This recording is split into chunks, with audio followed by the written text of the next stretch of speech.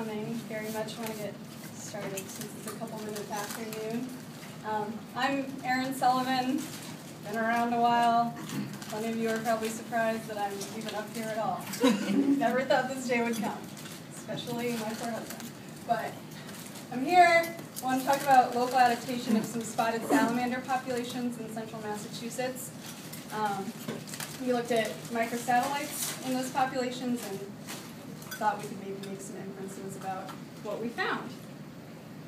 So to get started, I'm going to talk about background on amphibians in general, and then Ambystum immaculatum is the spotted salamander species we looked at, their life history and physiology a little bit. Tell you about the study sites. You kind of have to have that in your head to get the deductions that we're kind of making here.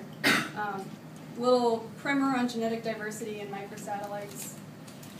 Methods that we used for this study, results in populations and then across populations, and then implications that we maybe can draw from these animals and for future studies. So we're thinking about local adaptation, this concept of community genetics that I'll get into, and then how these results might be able to help monitoring and conservation in the future.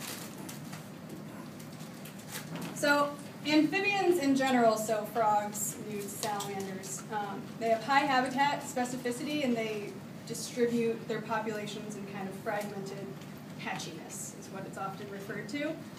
A lot of this has to do with the high fidelity they have to their breeding sites. They like to use the same vernal pool over and over. And vernal pools are defined as bodies of water that usually they're relatively small because they have to dry out completely at least once per year. They are found in sites that aren't actually vernal pools but small ponds, but most often they're considered a vernal pool group of animals. Philopatry to the breeding site even in the presence of predators, so they tend to go back to the same pond in which they were born. So not only do they use the same pond for breeding, it's often the one in which they were born.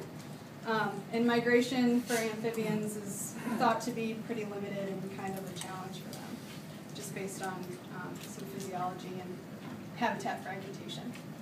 So this leads to those fragmented distributions I mentioned and the populations being pretty isolated from each other.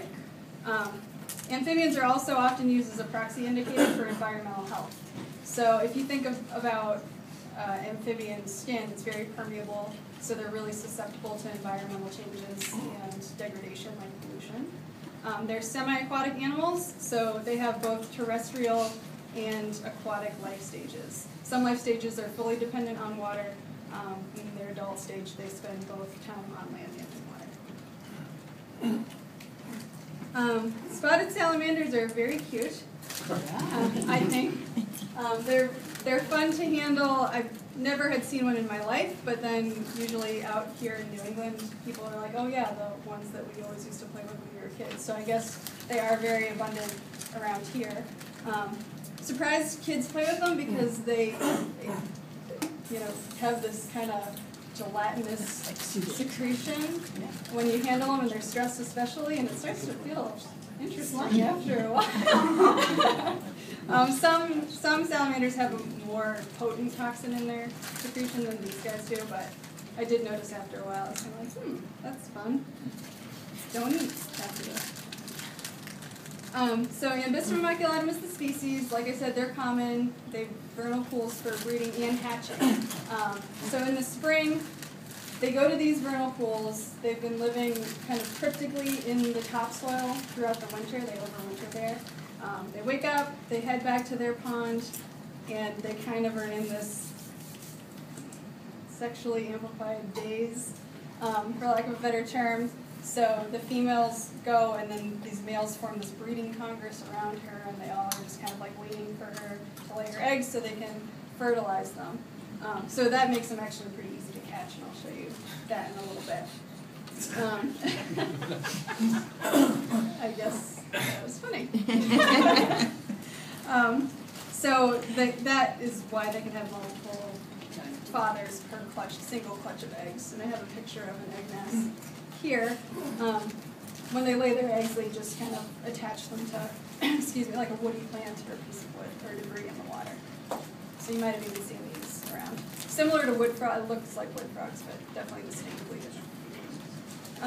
So they're very serious about their breeding sites. When I said they have high fidelity to their locations, in some studies they found 100% non-random movement between seasons for breeding sites.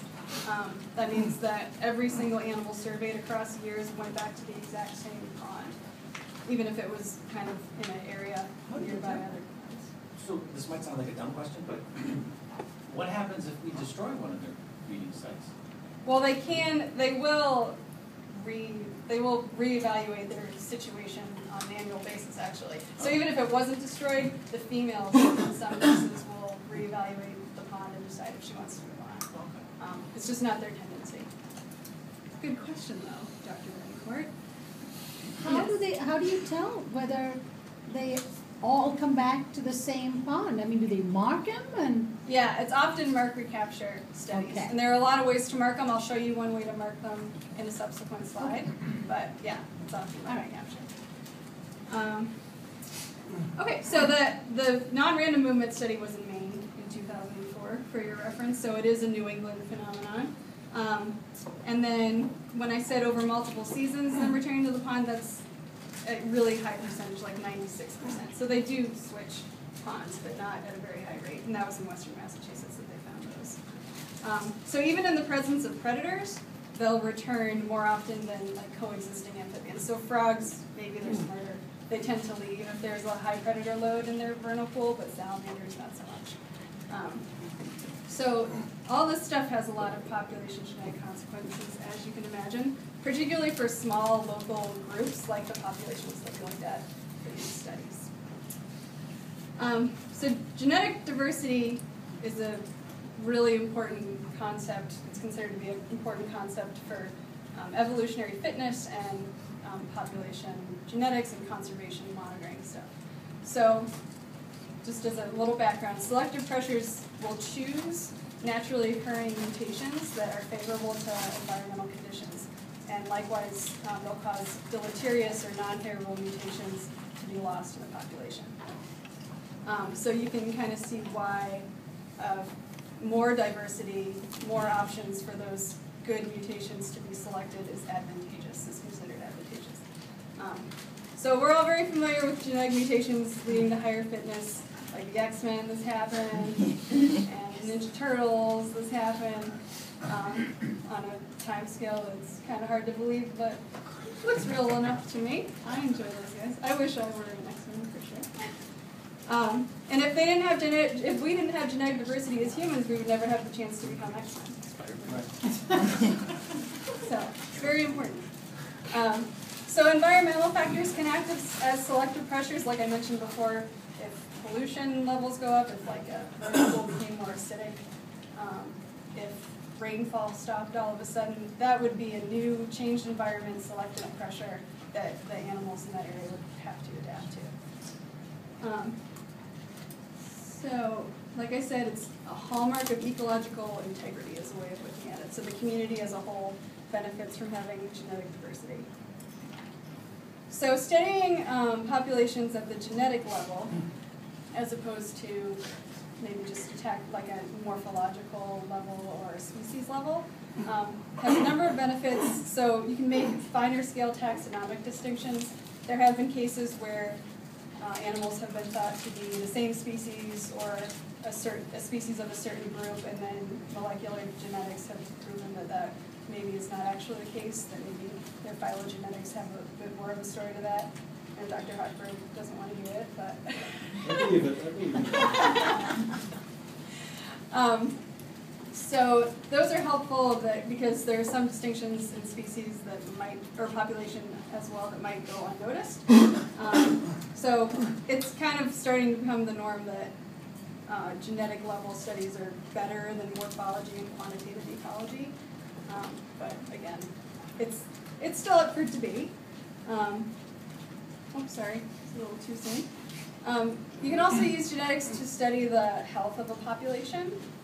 Like I said, if there's low genetic diversity, it's kind of thought to be a less healthy population because that looks like inbreeding is there, or inbreeding potential could really have some deleterious effects on the population as a whole. And then it's starting to become a unit to use for conservation.